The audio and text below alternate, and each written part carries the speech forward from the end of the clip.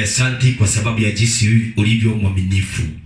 Baba wetu wa mbinguni, ni asante kwa sababu jina lako litatukuzwa na ufalme wako utainuliwa na sisi tutashuka na wewe utainuka. Jehova, tunakuomba tunapoanza ibada yetu ya siku ya leo ama tunapoendelea ibada ya siku ya leo, tuomba neema yako ipitao neema yote, kibali chako ipitao ibadi zote ikawa juu yetu kwa sababu ya utukufu wako na kwa sababu ya jinsi ulivyo mwaminifu. Shaddai, tunainua jina lako lililo kuu kuliko majina yote. Pia Bwana wa mbinguni, jina lako ambalo ipeanaye kibali, na jina lako lililo na uponyaji, jina lako lililo na ukombozi, jina lako lililo na afya, jina lako lililo na uzima, jina lako lipeanaye tumaini mahali hakuna tumaini, jina ambapo ndani yake haijui kuwezo ni kusema nini, bali majina yote makubwa itaondoka. Majina yote makubwa iko na muda, majina yote makubwa iko na tamu, majina yote makubwa iko na wakati, lakini kuna jina lako ambapo ina wakati, ambapo litainuliwa kisasi baada ya kisasi. Ndio tunainua hiyo jina katika jina kuu la Yesu Kristo, mwana wa Mungu aliye hai. Baba, anza nasi ibada hili, na walio kanisani na waliofika wote, na wanaosikiza wakiwa mbali wakiwa karibu, wakiwa mbali wakiwa karibu, wote neema yako ikawa juu yao. Anza na Jehova hii ibada, ingilia katikati, na uingie katikati na mwisho, na hata wakati wote uwe mwaminifu. Asante wa mwisho umetoa sifa zako kwa jina Yesu, na tena mkosi tuomba na kuamini. Amina. Naomba tu semesani neno la Bwana ambalo litakuwa kitabu moja cha waraka wa Yohana ama John 5 verse number 5 verse number 5. Naomba nisomewe. Waraka wa Jona 5 mstari wa 5. Na hapo palikuwa na mtu ambaye amekuwa mgonjwa kwa muda wa miaka 38. Yesu alipomwona amelala, naye akijua alikuwa amekuwa katika hali hiyo siku nyingi, alimwambia, wataka kuwa mzima? Yule mgonjwa akamjibu, Bwana, mimi sina mtu wa kunitia katika bwawa, mimi sina mtu wa kuniosha katika birikani maji yanapotibuliwa. Ila wakati ninapokuja mtu mwingine ushuka mbele yangu. Asante. Maandiko haya nataka kusemesana ama naomba kusemesana na wewe kuhusu kifungo ama kuhusu laana ama kuhusu madhabahu ambao inaishi ndani ya mtu na mtu anakaa asipoeleweka kwa wapi. Maandiko haya inaongelea vizuri mtu mmoja ambapo alikuwa amekaa katika magonjwa muda wa miaka 38.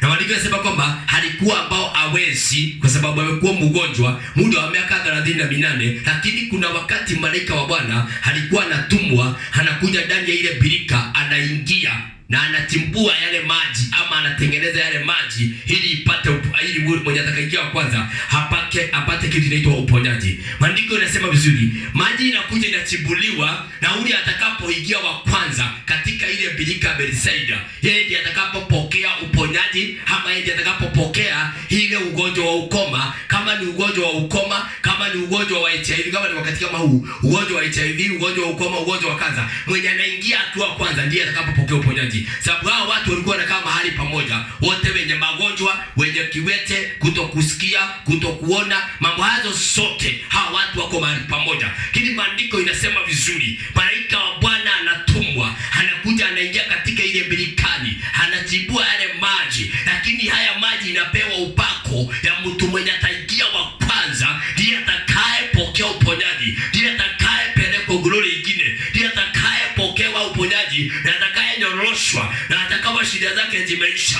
Mwenye ataingia wa kwanza, hawe ni miguu imekaa kombo, itaweza kunyoroka na itaweza kumpeleka katika mahali pengine, sababu yale maji itakuwa na nguvu ya kunyorosha miguu. Hawe ni mtu ambao alikuwa simami, hataweza kusimama. Hawe ni mtu ambao amekuwa tembei, hataweza kutembea. Hawe ni mtu ambao asikii, hataweza kusikia. Hawe ni mtu ambapo haongei, hataweza kuongea. Hawe akona ugonjwa wa ukoma ambao ni ukata gosi, utaweza ukata joint to joint, utaweza kupona. Hata maandiko inasema vizuri, Mtu aliishi kwa miaka 38. Yesu alipompata mahali pale akamuuliza, je, wewe wataka kuwa mzima? Wataka kuwa mzima? Huyu mgonjwa hakuelewa vile ameulizwa na Bwana. Sijui ni mara ngapi Bwana amekuuliza kile ambapo unahitaji, lakini wewe uelewi kile Bwana anakuuliza, unajibu wrong. Huyu mgonjwa aliulizwa vizuri, wataka kuwa mzima?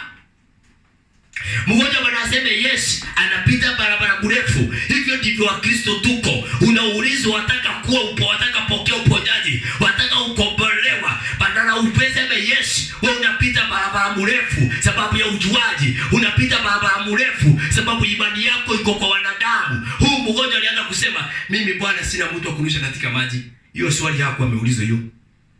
Bwana alimuuliza, wataka kuwa mzima? Yes, I don't know. Yeye hagesema nataka kuwa mzima. Alienda kusema sina mtu wa kunirusha katika birikani. Kama vile mshirika huwa anaulizwa, wataka kupokea wokovu, anaanza ground. Wataka kukombolewa, anafuata mambo. Wataka uponyaji, Bwana anasema Yesu anafuata mambo. Na sasa hiyo unaulizwa wataka uponyaji. Malaika wa uponyaji anakuwalisha shuka, hako juu ya bega yako, hako juu ya maisha yako. Malaika wa kansa anakuwalisha shuka. Malaika wa HIV anakuwalisha shuka. Hao malaika wanakuwalisha shuka ili wewe upokee uponyaji. Lakini wewe unaanza kupeana maneno itakusaidii. Mimi sijui na kuwa mzee, mimi nagoja nani? Sasa huyu mtu imani yake ilikuwa kwa watu wao. Imani yake labda ilikuwa kwa bwana yake. Kama alikuwa ladies, imani yake ilikuwa kwa bwana yake. Anategemea bwana yake akuje amurushe katika ile kipima. Anagojea labda kama alikuwa mwanaume, anagoja mke wake akuje amurushe katika ile kipima. Kama alikuwa mtoto, anagoja wazazi wake wakuje wamurushe katika ile kizima. Lakini Yesu hakumuuliza hiyo swali. Yesu alimuuliza, wataka kuwa mzima? Wataka kuwa tajiri? Wataka umaskini ukutoke? Wataka uganga uondoke? Wataka kipimo, yanataka hiyo kiago ambapo ni ya kudharauliwa, kwa umasikini, ya kuteswa, iondolewe katika maisha yako, ama utaki? Unapouliza swali kama hiyo na mchungaji, unaenda Kariobangi, unatokea Dandora, unatokea Githurai, kabla ufike Mungu alizamalizana hiyo maneno zote. Sasa lazima wewe ujiulize maswali. Yesu anauliza, wataka kuwa mzima?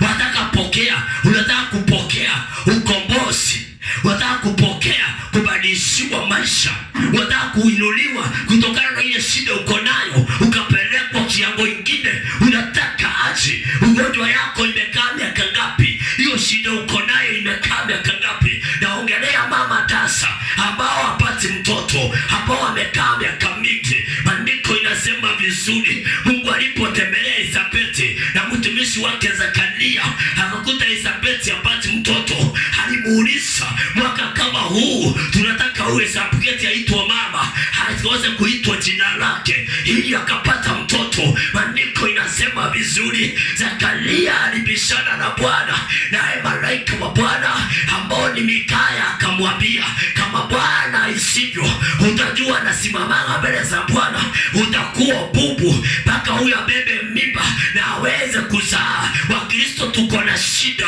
ya kubishana na sauti ya Mungu. Sauti ya Mungu kubishana nayo haijaanza wakati huu, ilianza zamani. Ukisoma wakati wa mtu anaitwa Zakaria, pili alijibu malaika wa Bwana. Si wewe wa kwanza kubishana nayo, sauti ya Bwana imekuwa ikibishana nayo. Mkristo anataka usaidizi na yeye ni mjuaji. Mkristo anataka usaidizi na hataki kufuata sauti ya Mungu. Huyu mtu amekaa mahali pale miaka 38, amemaliza mali zake, ameandikwa kama matrisi imekojolewa, ameandikwa kama matrisi ina maana, ameandikwa pale kama godoro, ameandikwa miaka 38 na bado ajibu ile swali anaulizwa. Unakuta pastor anapohubiri anauliza swali hili, itawasaidia washirika. Washirika wanaangalia pastor kama TV. Na hata usipojibu automatically wewe unahitaji Bwana. Nilikwambia juzi, Bwana hatuhitaji sisi. Hata mimi anihitaji. Sisi ndio tunahitaji Bwana, lakini yeye hatuhitaji. Sasa Yesu haulizi huyu mtu wa miaka 38 wataka kuwa mzima akimhitaji. ni vile ameona ako na shida, anataka kumrehemu. Na kwa sababu anataka kumrehemu ndio anamuuliza hivyo. But baada ujibu swali. Unaona, wacha nikwambie, ile kitu kinatuma mpaka mtu akufe na magonjwa ni kona. Siku ile utawacha kona. Hizi kona ndio utasaidika. Lakini ujuaji wako wa kona piga kabisa. Hiyo ujuaji wako unapiga wa kona, wale atakaye subuka ni wewe na uzao wa tumbo lako. Mungu aende atembee na mtu wa kona. Hizo kona. Hiyo ujaja. Hiyo ujuaji. Hiyo ujuaji Kristo ndio mjuaji zaidi. Kristo ndio mjuaji zaidi yako. Kama unataka kutembea na Bwana, jibu swali direct. Wataka kuwa mzima? Yes. Wataka kupokea uponyaji? Yes. Wataka kukombolewa? Yes. Wataka kupokea toba? Yes. Watana mambo hizi za ujuaji. Watana hii mambo za ujuaji. Hii mambo ya ujuaji itakumalizia miaka na utakuwa umepata hasara tupu. Hauna faida. Utakaa kanisani, utajaza viti, utazeeka na utapata faida. Hautapata faida. Utakuwa ni hasara tupu uliyekaa nayo. Hasara tupu ndio uliyekaa nayo. Bwana, ni asante kwa neno lako. Tuendeleze kuifuata kwa sababu ya utukufu wako. Neema yako, kibali chako kawa juu ya hiyo neno. Neema yako, kibali chako kawa juu ya hiyo neno. Neema yako, kibali chako kawa juu ya hiyo neno. Ufahamu, kuelewa na kukutii na kunyenyekea. Kwa jina la Yesu tuomba na kuamini. Mungu amani awabariki na watende mema. Hiyo neno nawatakia kuwa ya baraka. Bye.